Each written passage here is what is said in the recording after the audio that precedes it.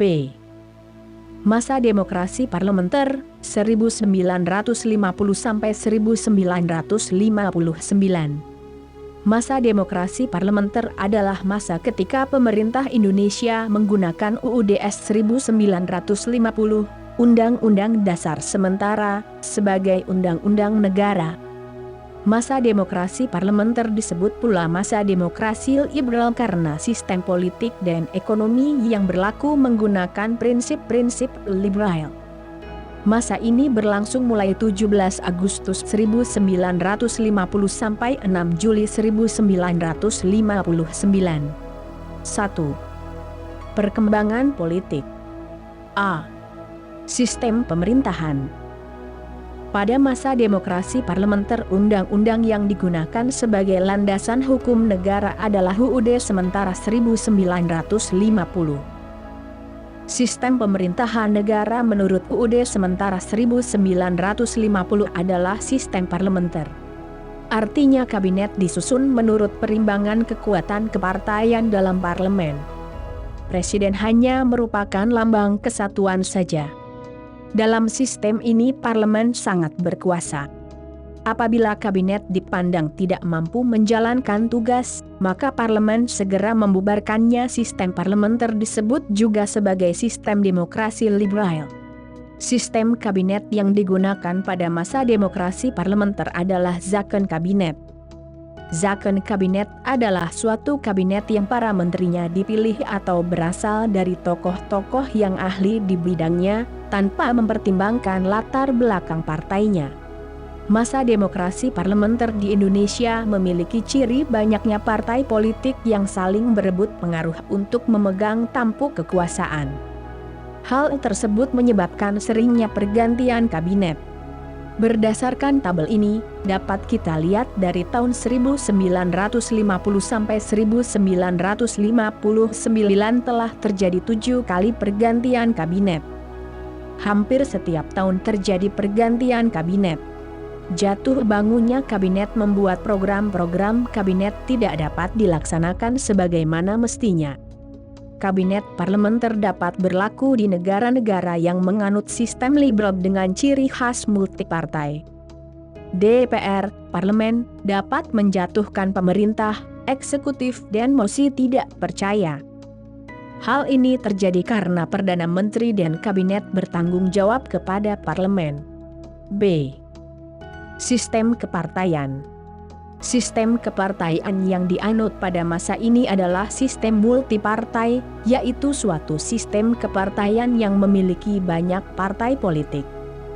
Partai tersebut antara lain adalah sebagai berikut. Banyaknya partai politik yang ikut serta dalam pemerintahan menyebabkan munculnya persaingan antar partai. Partai-partai politik yang ada cenderung memperjuangkan kepentingan golongan daripada kepentingan nasional. Partai-partai yang ada saling bersaing, saling mencari kesalahan dan saling menjatuhkan.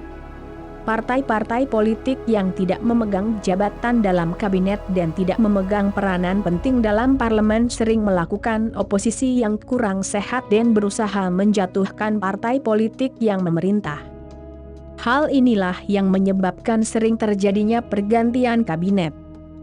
Kabinet tidak berumur panjang sehingga program-programnya tidak bisa berjalan sebagaimana mestinya dan menyebabkan stabilitas politik, sosial, ekonomi, serta keamanan terganggu.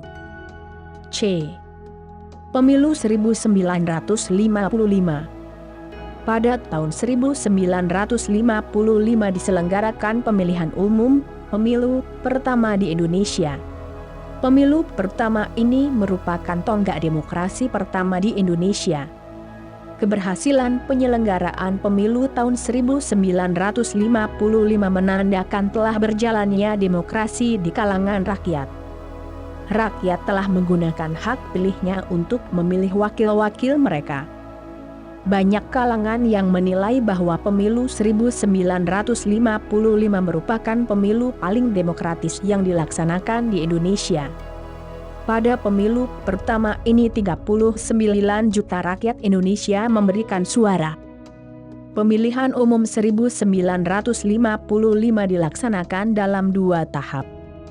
Tahap pertama dilaksanakan pada 29 September 1955 dan tahap kedua pada 15 Desember 1955. Pemilu tahap pertama adalah untuk memilih anggota DPR yang berjumlah 250 orang. Perolehan suara terbanyak pada pemilu ini dimenangkan oleh 4 partai politik, yaitu PNI, Masyumi, NU, dan PKI. Pemilu tahap kedua adalah untuk memilih anggota Dewan Konstituante yang akan bertugas untuk membuat undang-undang dasar yang tetap untuk menggantikan UUD sementara 1950. Anggota DPR hasil pemilu 1955 dilantik pada 20 Maret 1956. Sedangkan pelantikan anggota konstituante dilaksanakan pada 10 November 1956. D. Gangguan keamanan. Pemilu tahun 1955 berhasil diselenggarakan dengan lancar, tetapi ternyata tidak dapat memenuhi harapan rakyat yang menghendaki pemerintah yang stabil. Para wakil rakyat terpilih hanya memperjuangkan partainya masing-masing sehingga pergantian kabinet terus saja terjadi dan mengakibatkan keadaan politik dan keamanan menjadi tidak stabil. Hal ini menyebabkan munculnya berbagai pergolakan di berbagai daerah. Dalam perkembangannya, pergolakan itu mengarah pada gerakan pemberontakan yang berniat memisahkan diri dari Negara Kesatuan Republik Indonesia.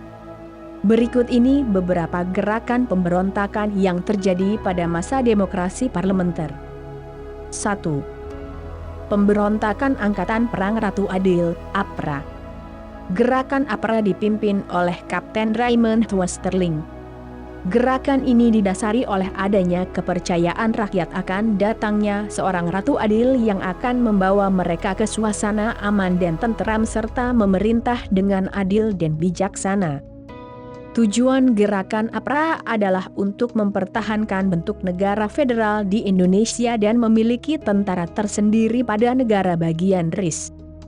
Pada tanggal 23 Januari 1950, pasukan APRA menyerang kota Bandung serta melakukan pembantaian dan pembunuhan terhadap anggota TNI.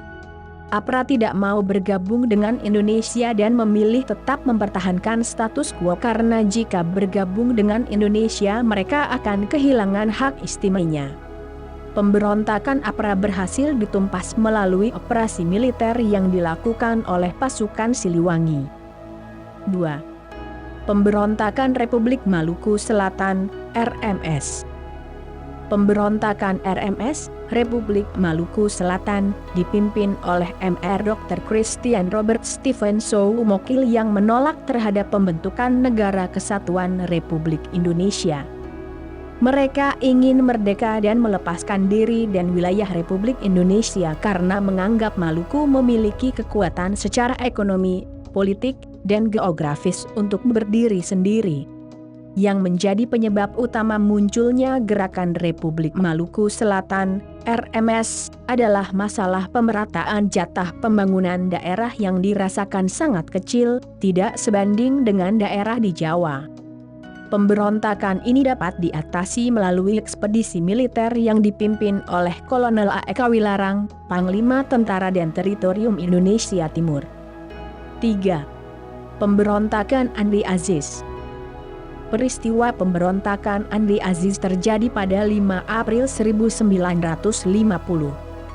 Peristiwa ini berawal dari tuntutan Kapten Andri Aziz dan pasukannya terhadap pemerintah Indonesia agar hanya mereka yang dijadikan sebagai pasukan keamanan untuk mengamankan situasi di Makassar. Pada saat itu, di Makassar sering terjadi bentrokan antara kelompok pro persatuan dengan kelompok pro negara federal. Menurut Andri Aziz, hanya tentara APRIS dari KNIL yang bertanggung jawab atas keamanan di Makassar. Tuntutan itu tidak dipenuhi dan pemerintah Republik Indonesia tetap mendatangkan ABRI sebagai pasukan keamanan. Ketika ABRI benar-benar didatangkan ke Sulawesi Selatan, hal ini menyulut ketidakpuasan di kalangan pasukan Andri Aziz.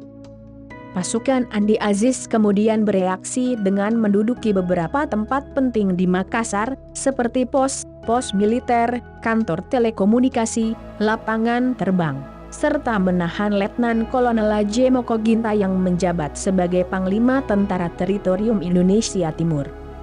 Pemerintah RI memerintahkan Andi Aziz untuk menghentikan pergerakannya dan mengultimatum agar datang ke Jakarta dalam waktu 4x24 jam untuk mempertanggungjawabkan tindakannya.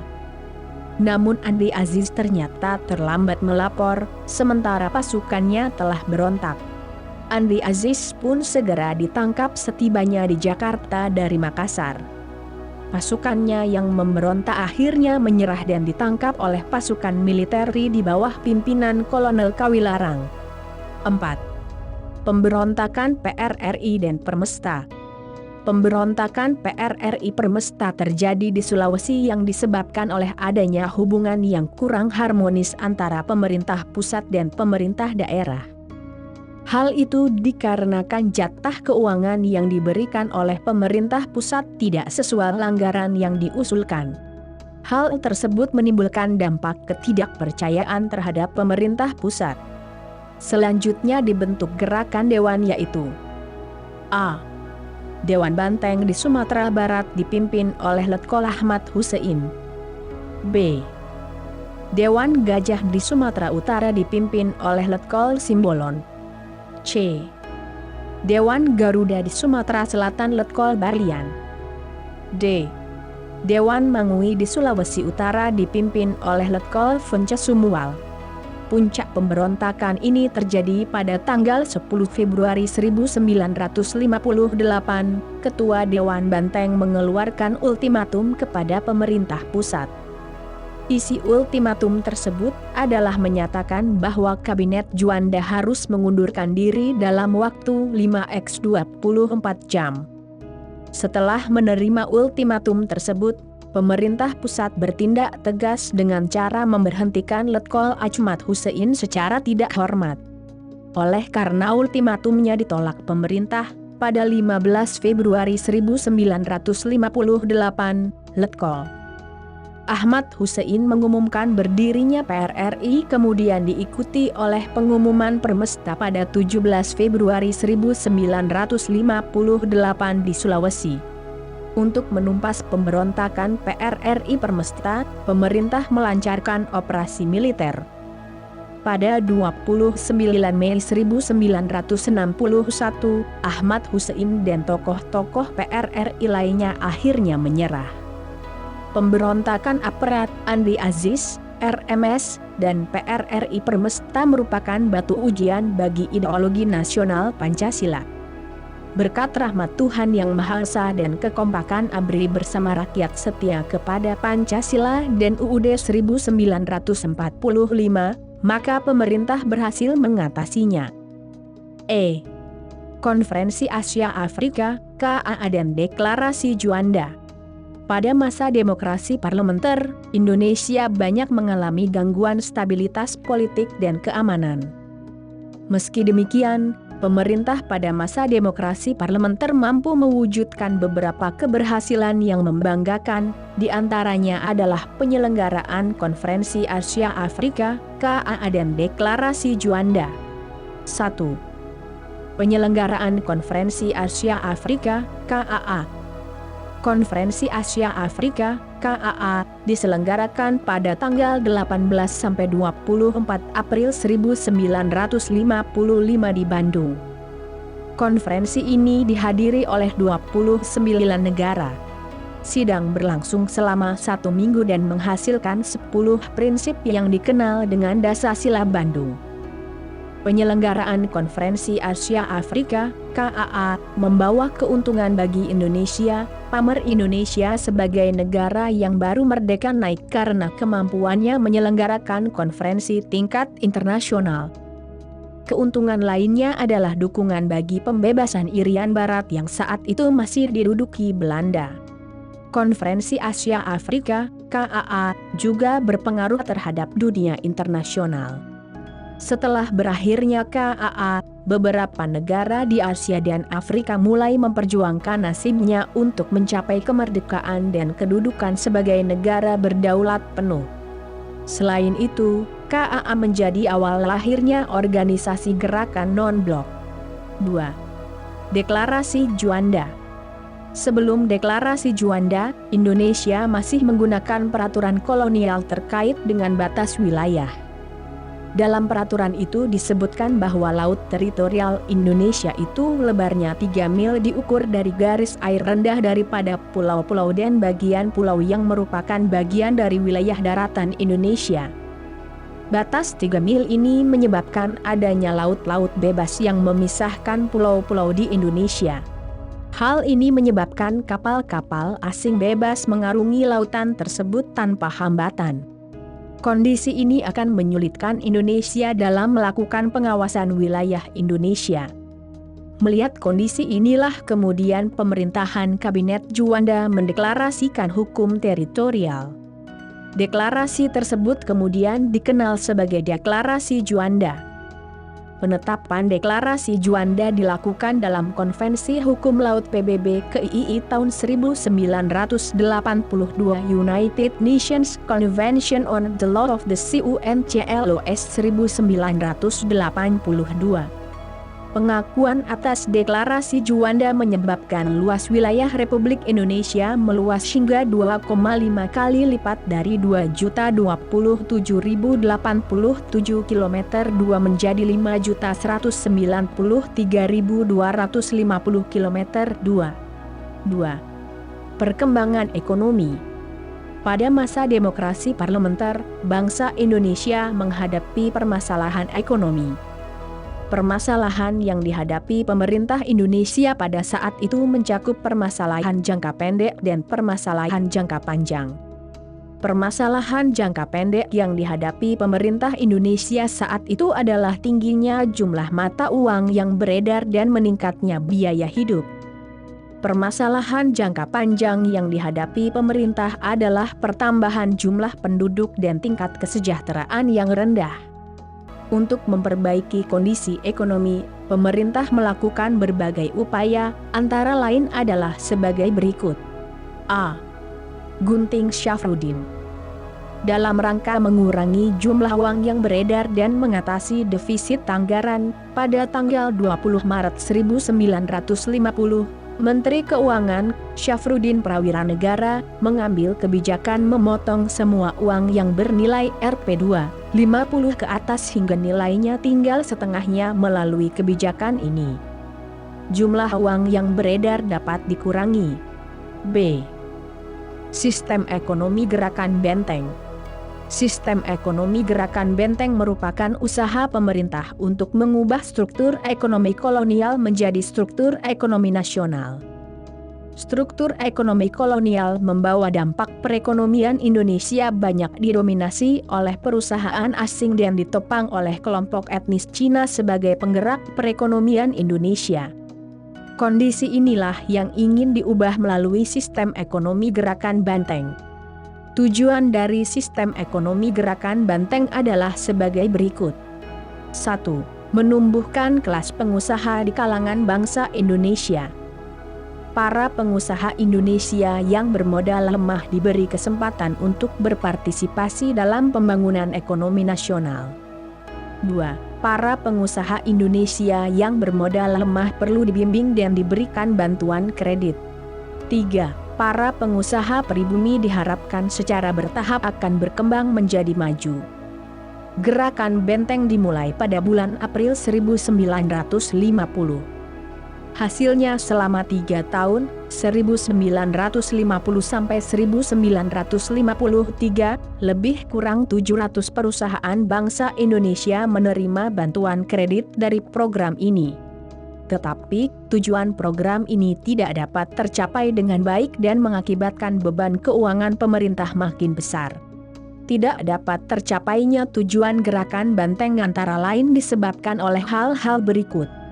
1. Para pengusaha pribumi tidak dapat bersaing dengan pengusaha non-pribumi dalam kerangka sistem ekonomi liberal.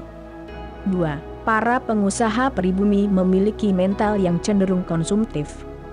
3. Para pengusaha pribumi sangat bergantung pada pemerintah. 4. Para pengusaha kurang mandiri untuk mengembangkan usahanya. 5. Para pengusaha ingin cepat mendapatkan keuntungan besar dan menikmati cara hidup mewah. 6. Para pengusaha menyalahgunakan kebijakan dengan mencari keuntungan secara cepat dari kredit yang mereka peroleh. C. Nasionalisasi perusahaan asing. Nasionalisasi perusahaan asing dilakukan dengan pencabutan hak milik Belanda atau asing yang kemudian diambil alih atau ditetapkan statusnya sebagai milik pemerintah Republik Indonesia. Nasionalisasi yang dilakukan pemerintah terbagi dalam 2 tahap. Tahap pertama yaitu tahap pengambilalihan, penyitaan dan penguasaan. Tahap kedua yaitu tahap pengambilan kebijakan yang pasti, yakni perusahaan-perusahaan yang diambil alih itu kemudian dinasionalisasikan. D. Financial Economy, FINEC. Pada masa Kabinet Burhanuddin Harahap, Indonesia mengirim delegasi ke Belanda untuk merundingkan masalah finansial ekonomi, FINEC. Perundingan ini dilakukan pada tanggal 7 Januari 1956. Rancangan persetujuan FINEC yang diajukan Indonesia terhadap pemerintah Belanda adalah sebagai berikut. A. Pembatalan persetujuan FINEC hasil KMB. B. Hubungan FINEC Indonesia-Belanda didasarkan atas hubungan bilateral. C. Hubungan FINEC didasarkan atas undang-undang nasional, tidak boleh diikat oleh perjanjian lain.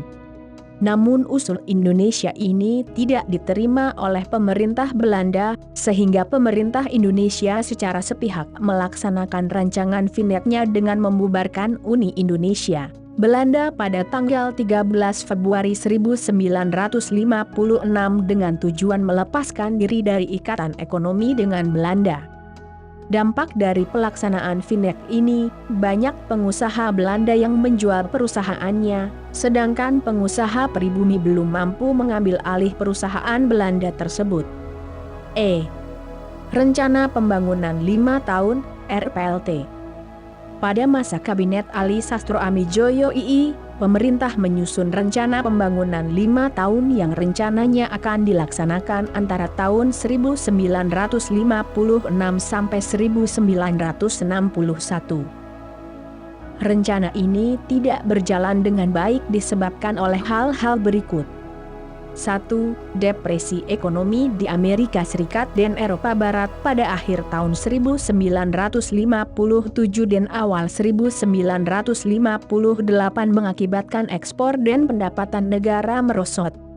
2. Perjuangan pembebasan Irian Barat dengan melakukan nasionalisasi perusahaan-perusahaan Belanda di Indonesia menimbulkan gejolak ekonomi. 3. Adanya ketegangan antara pusat dan daerah sehingga banyak daerah yang melaksanakan kebijakan ekonominya masing-masing. 3. Kehidupan masyarakat Indonesia pada masa demokrasi parlementer. A. Kehidupan sosial. Kehidupan sosial masyarakat Indonesia pada masa demokrasi parlementer banyak dipengaruhi oleh gejolak politik dan permasalahan ekonomi. Gejolak politik menyebabkan munculnya gangguan keamanan di berbagai tempat, dan upaya perbaikan ekonomi yang tidak berjalan lancar. Menyebabkan meningkatnya angka kemiskinan dan pengangguran. B. Pendidikan. Pada tahun 1950, diadakan pengalihan masalah pendidikan dari pemerintah Belanda kepada pemerintah RIS, Republik Indonesia Serikat. Kemudian, disusunlah suatu konsepsi pendidikan yang dititik beratkan kepada spesialisasi sebab menurut Menteri Pendidikan pada saat itu, bangsa Indonesia sangat tertinggal dalam pengetahuan teknik yang sangat dibutuhkan oleh dunia modern. Menurut garis besar konsepsi tersebut, pendidikan umum dan pendidikan teknik dilaksanakan dengan perbandingan 3:1. Maksudnya, setiap ada 3 sekolah umum, diadakan 1 sekolah teknik. Setiap lulusan sekolah dasar diperbolehkan melanjutkan ke sekolah teknik menengah, 3 tahun, kemudian melanjutkan ke sekolah teknik atas 3 tahun. Setelah lulus sekolah teknik menengah dan sekolah teknik atas, diharapkan siswa dapat mengerjakan suatu bidang tertentu. Selain itu, karena Indonesia merupakan negara kepulauan, di beberapa kota seperti Surabaya, Makassar, Ambon, Manado, Padang, dan Palembang diadakan Akademi Pelayaran, Akademi Oseanografi, dan Akademi Research Laut. Tenaga pengajarnya didatangkan dari luar negeri seperti Inggris, Amerika Serikat, dan Prancis. Pada masa demokrasi parlementer didirikan beberapa universitas baru, di antaranya adalah Universitas Andalas di Padang, Universitas Sumatera Utara di Medan, Universitas Indonesia di Jakarta, Universitas Pajajaran di Bandung, Universitas Airlangga di Surabaya, dan Universitas Hasanuddin di Makassar. C. Kesenian. Dalam bidang kesenian, muncul berbagai organisasi seni lukis, seperti Organisasi Pelukis Indonesia, PI dan Gabungan Pelukis Indonesia, GPI. Selain itu, berdiri pula Akademi Seni Rupa Indonesia, ASRI, di Yogyakarta.